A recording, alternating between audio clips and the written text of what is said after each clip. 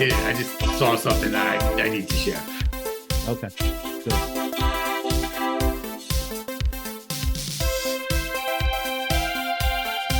Hey, I'm Obi, that's Ed, and we are drinking from the Garden Host, your absolute favorite podcast. You can guess wherever you get your podcasts. We're there. Like us, subscribe, download, listen to us. Most importantly, give us some feedback so we can react to it. Include you as one of the voices and friends of our show. Ed, how are you? Doing great, Obi. Looking for another episode. And I don't know where you're going to go with this, but I do want to share real quick one piece of feedback I got from a recent episode. We were talking about our inventions, and I had said that I invented the fanny pack. And the girl next door, we've talked about this person on previous podcasts. The girl next door says, "Oh yeah, the fanny pack story definitely checks out." And I thought about it for a second. I'm like, holy shit, she's saying I'm a dork. And she confirmed it. Oh, I remember reading the comments, and she clearly was saying, I believe you invented fanny packs. You're that big of a dork. That was definitely what she was getting at. But she was your babysitter as opposed to, not just the girl next door. No. Never babysitter. She used to buy me beer. Oh, I thought she did both. I apologize. No. Oh, if you had a babysitter that bought you beer, they'd be the best babysitter ever. No. She just bought me beer. I did not have a babysitter that bought me beer. I had a friend whose babysitter, when we were older, bought us beer. No longer the babysitter, but did do the beer purchase. Babysat when you were younger, then when you were older, no longer babysitting, but became the beer mule. Yes. Got it. I was a friend of that person and definitely experienced the beer mulism, if you will. Got it. Yeah. So basically, I got some feedback, and I got called a dork in it without being very subtle. But I'm very smart, and I picked up on it that I was being called a dork. So I will say the person who inspired the last episode was very happy with your responses. Thought it was good of you to admit to being under peer pressure, and good of you to realize some of the harm that you may be causing in terms of independence for your children.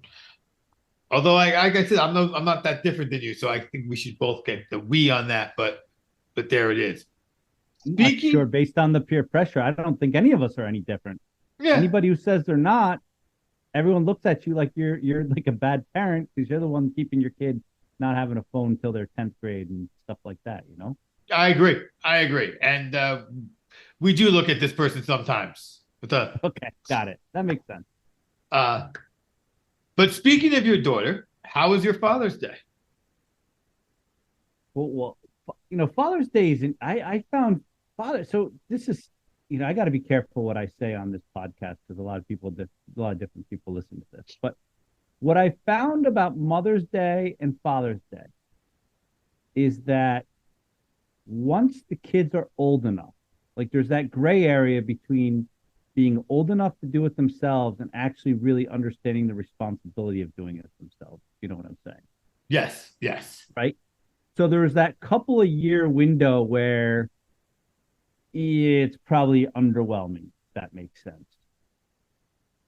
I get it. So I told you I wanted to discuss Father's Day. Mine would, it sounds like yours and mine were relatively similar, but I was on social media on and off throughout Father's Day, as one would be, and I noticed something horrible. And I have not noticed this at Mother's Day, but I noticed it this year at Father's Day, and it was horrendous because we, Ed, are of an age where our friends are equally posting Happy Father's Day to their father and Happy Father's Day in heaven to their fathers. I saw so many folks who were posting happy. I felt bad for them.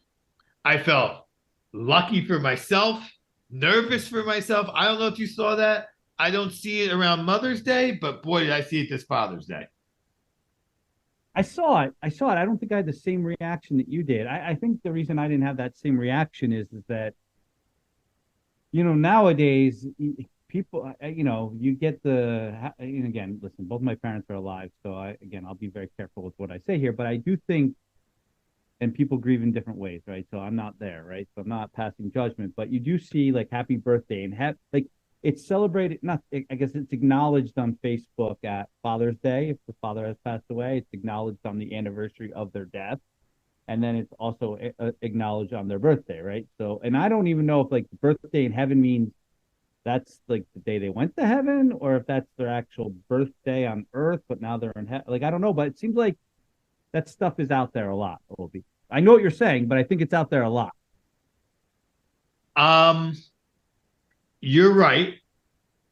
In everything you just said, I see that throughout the year, and I go, I wonder if I'm going to grieve that way. That's literally what I think. I can tell you, my wife, I've lost my father-in-law. I believe you've lost your mother-in-law, but my wife does not grieve that way for her father. Um, but I have friends do it. And I will say that those people who post at least one of those other ones all posted the Happy Father's Day in heaven. But there were other people who I was not necessarily aware of their father having passed away or been reminded on a relatively consistent basis that their father had passed away who did post it. So I felt like it was uptick. Now, maybe it's because other people are seeing it and they're like, oh, back to peer pressure.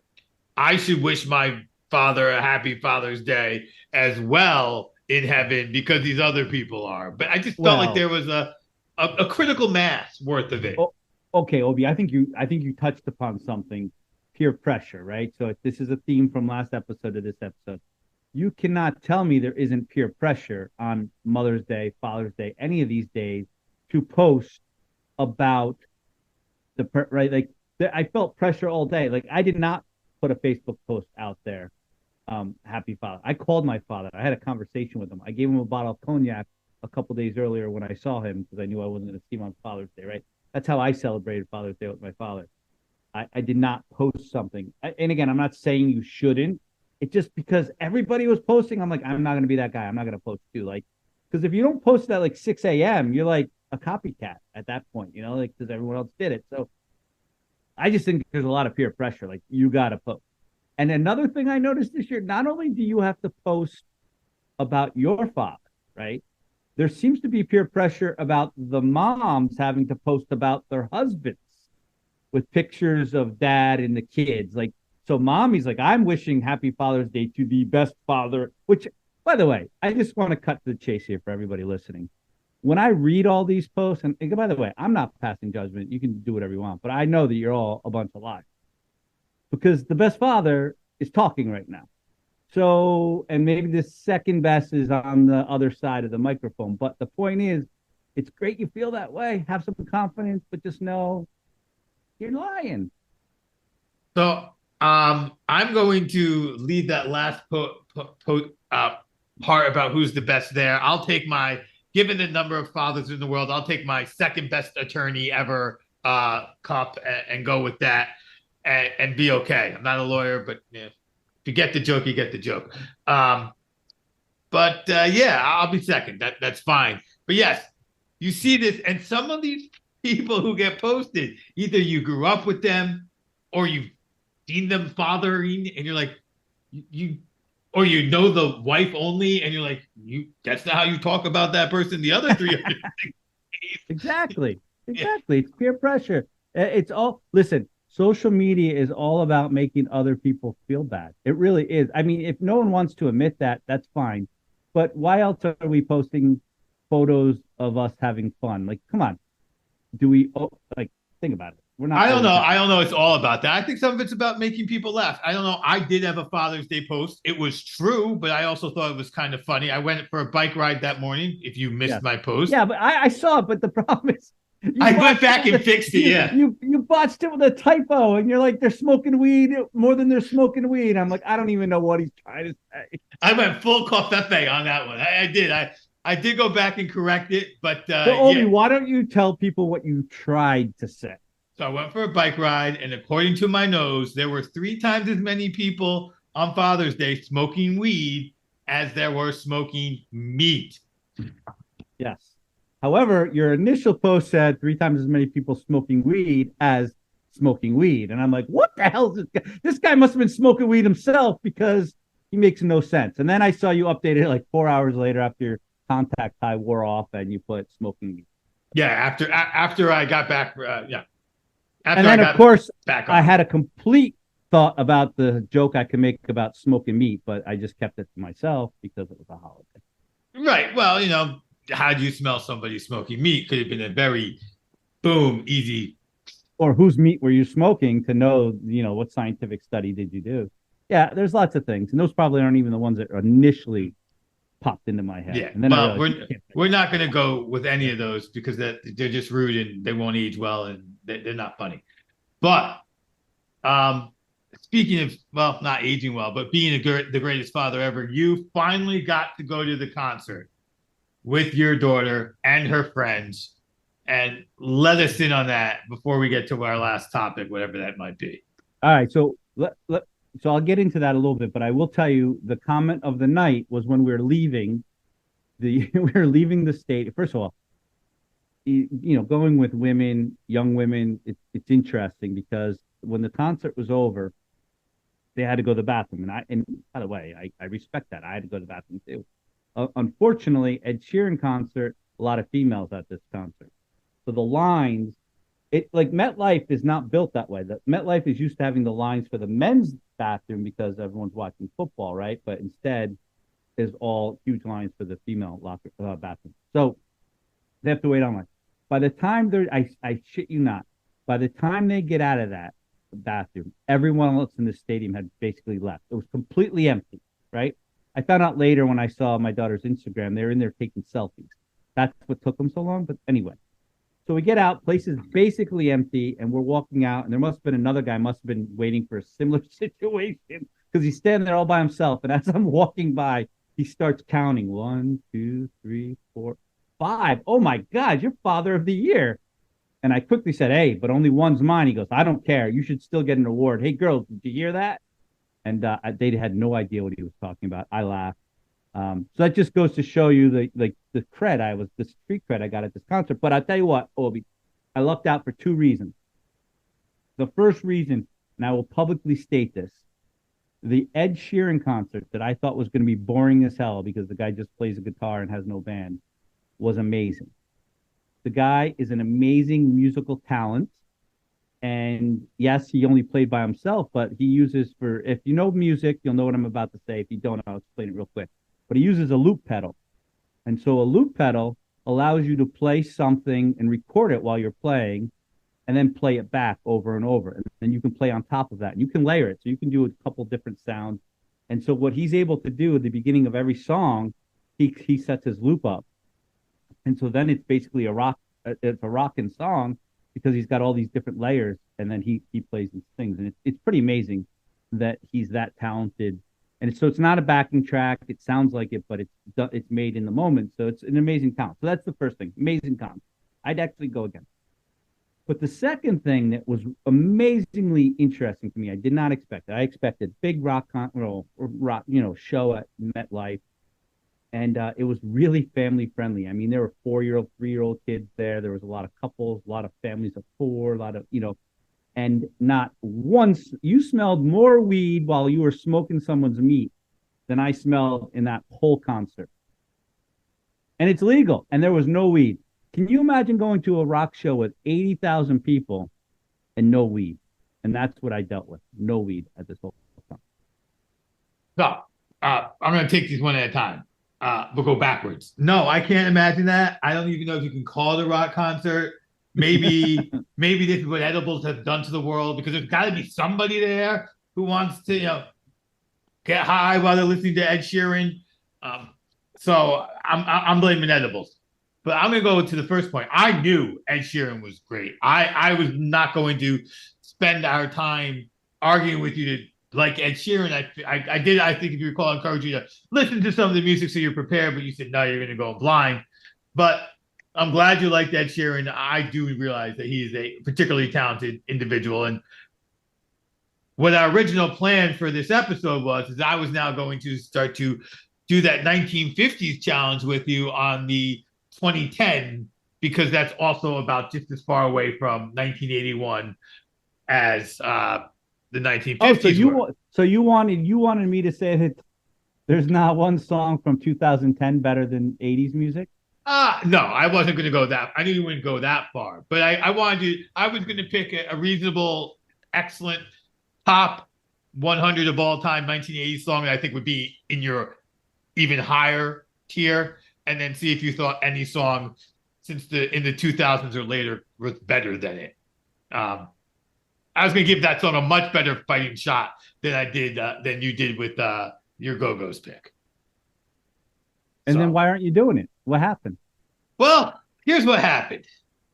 The five uber rich dudes are missing by the Titanic, and you said you wanted to discuss that. So you know what we'll be discussing next episode. Talk to me about your search for the Titanic, Ed.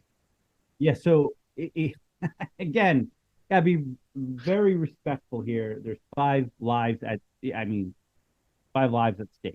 I hope they find them and save them and rescue them. I just read an article that says there's about this whole date when we're recording this, right? Obviously, the whole thing. I hope they find. Hopefully, by the time you're listening to this, they're alive. But I think it's more about why.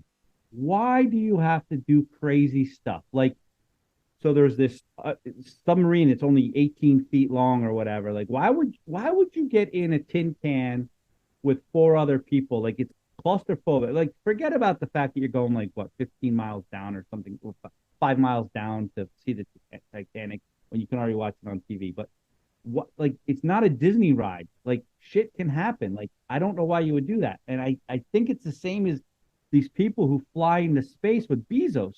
They're paying a couple $100,000 to do that. Why would you fly into space? That's far less safe than it is going on a commercial airline. I just don't know why people, particularly rich people, feel the need to tempt fate. So I don't know either, but I do know if I had the money and I could choose, I would like to go and see what the Earth looks like from way up there. I don't want to get into a cluster, and I might not even be able to do the space thing when I actually see how small the rocket is and figure out how long I have to be there. So I mean, let me just say that. But the going underwater definitely would probably crack my brain wide open. And we have a friend who spent some time in a real submarine. He came out Yeah, okay, but yeah. Well, still, those are different. So one of the things that this submarine that's missing, looking for the Titanic, I've been reading up on it. Apparently, it doesn't open from the inside; it gets bolted shut. Like, there's not like a real hatch on it. Like, they bolt the sucker shut as if you built the thing for your bathtub. Like, I don't get that. Like, I don't know. If you're going to be underwater like that, and I know you're not going to open the door 10,000 feet down, right? The pressure. But I still think you would want some way to get out on your own, right? Because what if you came to the surface and no one was there to like, oh shit, that's metric, man. yeah, there's a lot, and it's not a submarine either. By the way, it's a submersible for whatever that's worth. Just so we've done our research, we've done Yeah. our googling here. Do we know the difference? Yes, the submarine can launch off out on its own. A submersible has to be launched off of a boat that's already in the ocean. Got it. Got it. Okay. That's Listen, the greatest story I ever heard from our friend that used to, well, he hung out on the sub because he was at the Naval Academy, was about how, and you remember, I think he was under, it's classified, right? He could never tell us where he went, but he did tell us they were out there for like 3 months. And I remember him saying, like, the craziest thing he saw was the people who just brought cartons of cigarettes with them to sell because of the people who quit smoking before the tour got underway and then started having, pangs to have it. And I think he said he saw one cigarette go for like $10 at one point, just one cigarette. And that was 30 something years ago, if you think about that, right? So yeah, that was when that amazing opportunity to make money. Just like, hey, where are you going with all those cartons of cigarettes? I'm going to make some money. Yeah. On the ship. Yeah, go sell these tax free under the ocean. So, Obi, I mean, I think going into space is nuts. I think going into submersibles is nuts. And again, I hope everything works out there. But what are some other crazy ass shit that people do? The Everest climbers, they climb Everest. So that's another thing. I think people are lulled into thinking because other people have done it that it's safe. But people die all the time on Mount Everest. All the time. All the time. It's like littered with dead bodies at this point. Yeah. It's crazy the number of dead bodies on Everest. Yeah, so you're right. That's another crazy thing. I think people get lulled into it. Well, I have a Sherpa and it's safe. No, it's not safe. I don't even think so. I think the people who climb Everest, they've climbed enough to know that it's not safe, but they do it. Like you can't just like Kilimanjaro. You can kind of just climb if you, as long as you can hike, you can climb it. Because it's not like Everest, but Everest you need to know how to mountain climb before you can climb it. That's my again. If anyone knows better, please comment. We love feedback. But that No, I do think there's some ice climbing. You have to climb like sheer face ice. Like you gotta be able to do that. I saw this thing on Netflix once about free climbing. Like so, there's these guys that rock climb like sheer cliffs, rock with no rope, nothing. Like if you fall, dead. Why would you do that? I just saw an article today about a free climber who like posts all his pictures on Instagram and said, but in the background he was slowly going crazy or something. That was like the headline, and I was like, then I saw the picture of him like 50 feet up on a sheer rock cliff. I'm like, that was in the background. That was that. Yeah, I agree. I used to skydive. Okay, skydiving without a parachute is crazy. Skydiving with a parachute is not as crazy. You know what I'm saying? Like I do die once in a while from that, but it was not completely. It was actually shocking how few people died a year. Like they would publish numbers, and you'd be like, "Oh." I don't think that's as crazy as rock climbing without ropes. No, I agree. I think rock climbing without ropes is probably crazier. I think it's about as crazy as rock climbing with ropes. Like in that same, like those people who, and then they sleep on the edge of the mountain. Like, well, that's crazy too, but it's still safer. It's safer than not having ropes. I agree. That's what I'm saying. I'm like, I'm putting those the rock climbing and the skydiving like that together, but the free climbing is a whole nother beast. And then they do it for speed too, to try to beat the previous guy's record. Like it's gutsy. It's gutsy. I'm not doing. So what do you think? Do you think free climbing on rocks is crazier than going in this submersible to see the Titanic?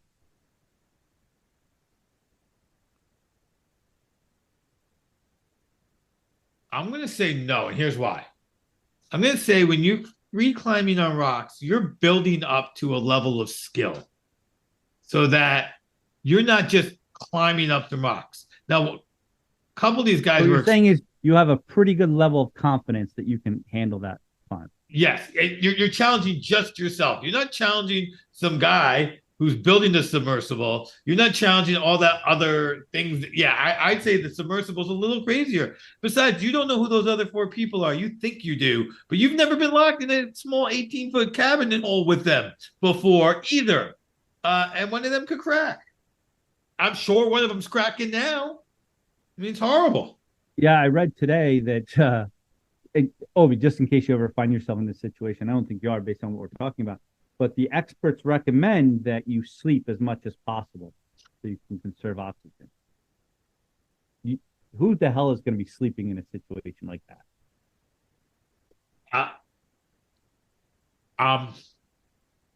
Nobody. I hope they have more weed there than they did at the Ed Sheeran concert. That's what I'm hoping for them. Yeah. I don't know. Anything else? I'm wondering if there's other crazy things out there.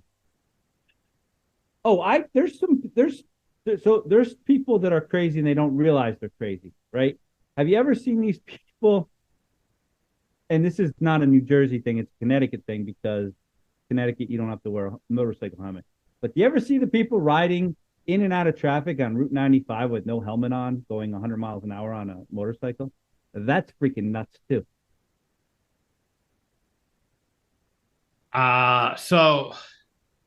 Yeah, I mean, in New Jersey, they have helmets on, but you see that. And I swear you see that. And then like 5 minutes later, you always see the other dude with the bumper sticker, watch out for bike riders. And you're like, dude, did you just see your buddy? I mean, watch out. I couldn't even react to him. He was going so fast on that thing. So if he fell, I would do my best because I'm not trying not to, have a human life on my ledger, but yes. Yep. But I also don't. But those people don't think they're doing anything crazy. I had a I had a friend who was a rider. He lasted one summer. I mean, I've had several friends who were riders, but I had one friend who didn't think he was doing anything crazy. Was not the kind of guy you met and thought of as crazy. So when he got the bike, you're like, you're a little conservative in that manner for a bike. Put the bike on the ground, scratched himself up, came back, got back on the horse, and said, "I proved I can get back on the horse. I'm selling the bike." Smart. He's lucky that he only scratched himself up. Yeah, it's Yeah. not a.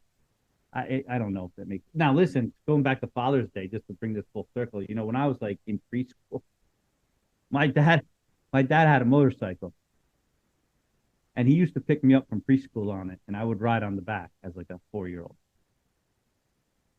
Again, peer pressure would not allow that shit to happen today, Obi. Can you imagine? Like, I think they'd call CPS. I think the childcare teachers would call CPS if somebody showed up and put a 4-year-old on the back of their bike and took off. So I can't remember how long ago it was now, but it was in the last 10, 15 years. Pink's husband is a professional or Yeah, boyfriend. yeah, Carrie Hart or yeah. Yeah, he had his kid on the bike going like 3 miles an hour, and people are freaking out. Like, Yeah. yeah. So can you imagine if your father, just some guy, pick? Yeah, Yeah, absolutely. He was driving down the road with traffic. I mean, I had a helmet on because it was New York. I had a helmet, but I'm 4 years old. Thought nothing of it. Yep. No, your father definitely would have had CPS there Yeah, if it was today. if it was today. Sure. Absolutely, absolutely. Yes, that some of these things are changing. Helmets. I didn't know Connecticut let you go without a helmet. Oh yeah, it's like a freedom thing, man. Got to wear a seatbelt though, but you don't have to wear a helmet. If people could see the look on my face now, I've been. Well, wait, I think I've shared this before on the podcast. Another freedom thing that Connecticut has is the no open container law in the car. Like, so if you're driving in a car in Connecticut, your passengers could be drinking. I think you have shared that. That's And as long as the driver is not drinking, there's no laws being broken. I mean, I think the law is reasonable. I think the enforceability of it, to be honest, is a little more difficult to manage. Like how you, but Well, I guess if you blow point oh eight, you blow point oh eight and you go to jail, right? But I right. just think it's crazy. And what's even crazier about the motorcycle helmet, like the no law for the helmets and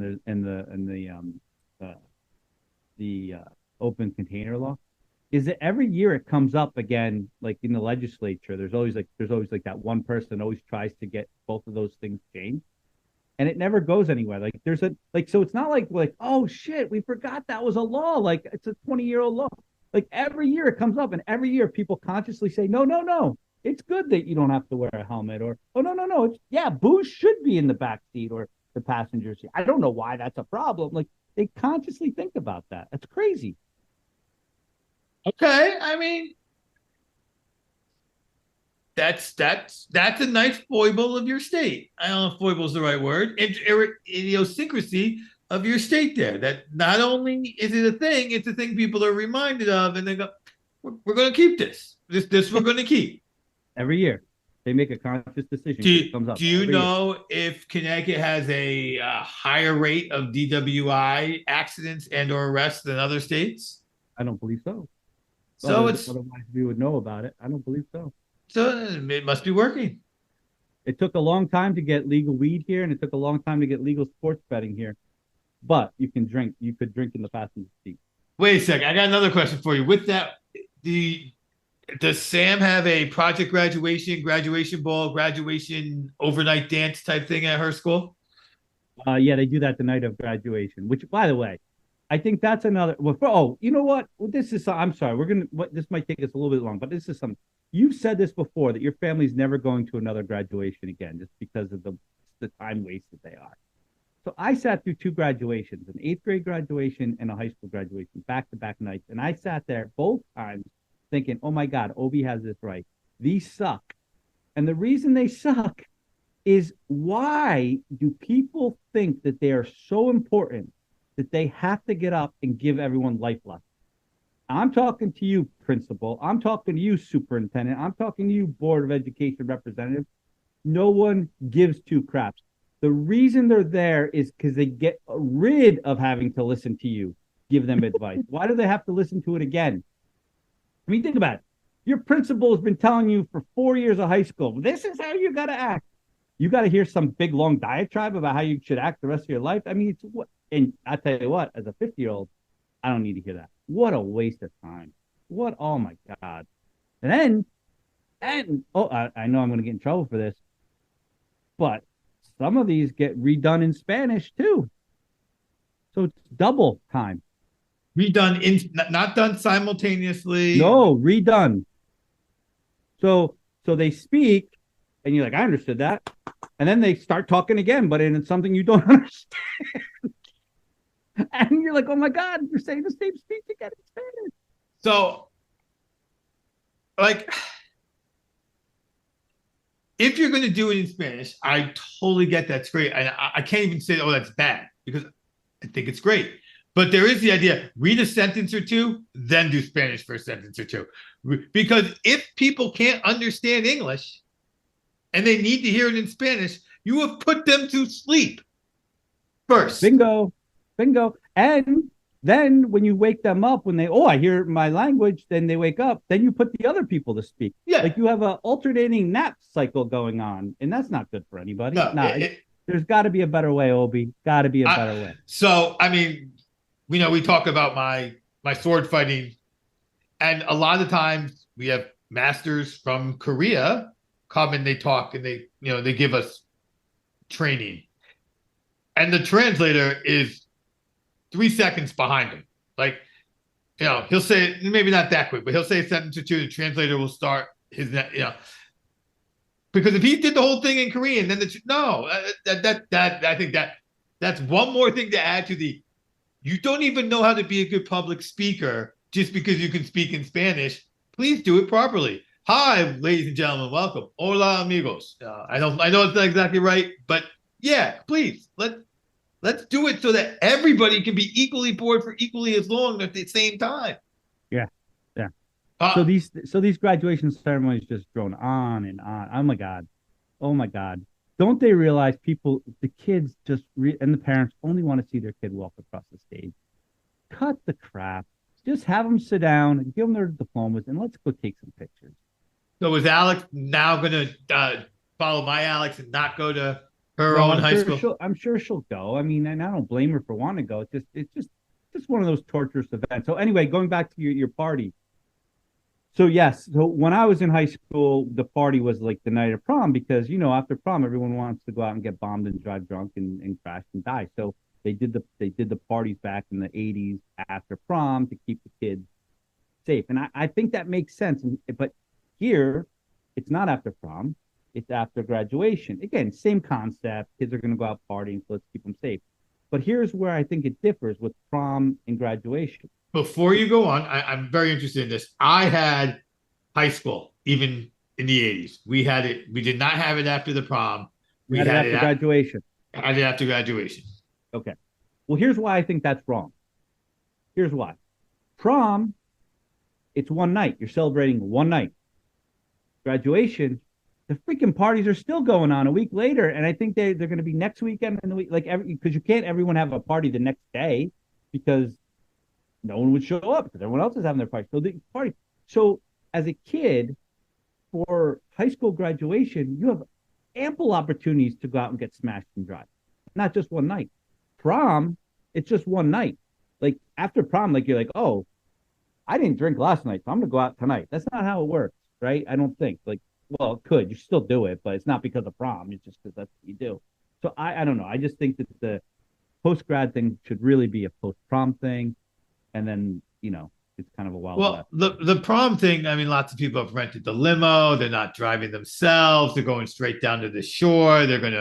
So at least here, the kids go to prom and then they go to shore house right after prom. Well, that's a Jersey thing. I guess you're right. Yeah. Going to the shore and have a shore house, that's clearly not happening in Connecticut. Yeah. But that also happened after graduation in Jersey. So the crazy thing about in Jersey, at least at my school, was so they kept you up all night at this party.